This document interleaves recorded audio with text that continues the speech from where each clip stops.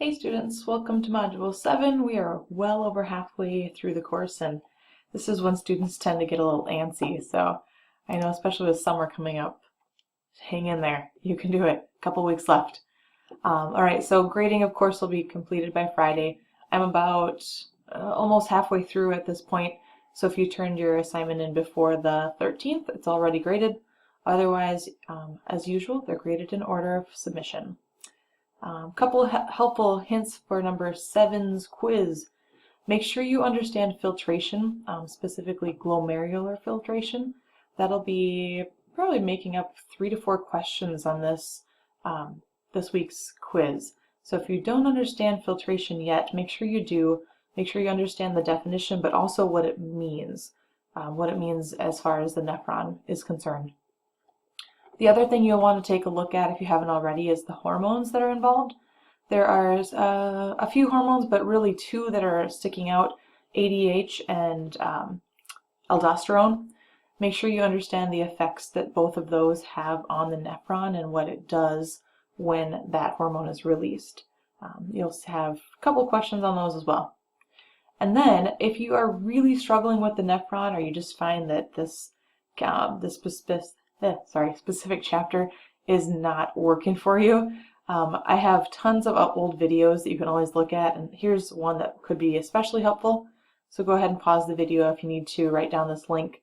But this goes to my personal YouTube account, and you can always look through my videos and watch whatever you want. There's plenty of material there. Some of it's just repetitive of what we cover in this class already, so I don't always share that. But if you're having particular trouble with this subject, you might want to check that out. All right, a couple things on case studies. As I'm reading through this week, I'm noticing that there's quite a few answers that are maybe a little too copied. And I mentioned this in the very beginning of the course. Don't copy your work.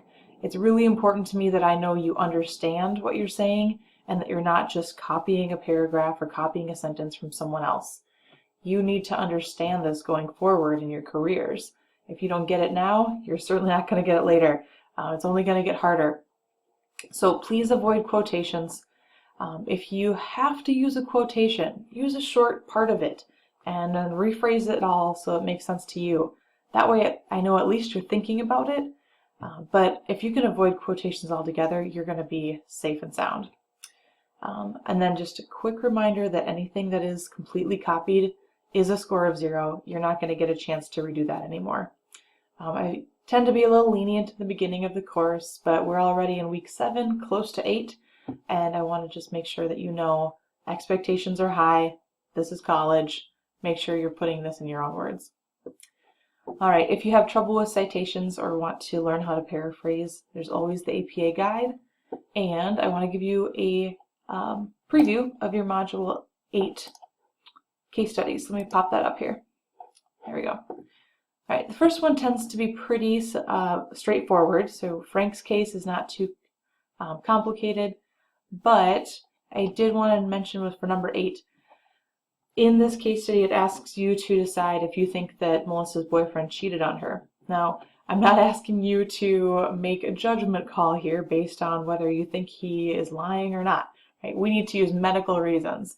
Is there anything about her medical case that might make you suspect that he is or isn't? So keep that in mind. All right. With Debbie is a pregnant woman. I want you to look through her case study. Think of it like in the order that you're getting the information. In the beginning, it might certainly sound like she has a UTI, and that's okay. You can think that. But once you get down to number 15, it asks you about the new symptoms. This is when we start to know this is more serious than a UTI. So I want you to keep that in mind. These new symptoms are telling you something else is going on. Make sure you look into that and figure out what it could be. All right, and then water. This is a really interesting story, and some of you have probably heard of this before, but the individuals in this case study actually ended up dying due to water intoxication. But for number 3, I want you to give me the immediate cause of death. So water intoxication, not the right answer. That is part of what happened to them, but I really want you to think about the physiology here. What is going on inside their bodies that actually caused the cells and or tissue to start to necrose? So if that's if you get hung up on that, let me know. But I think as you research a little bit more about how this works, that the answer will become apparent.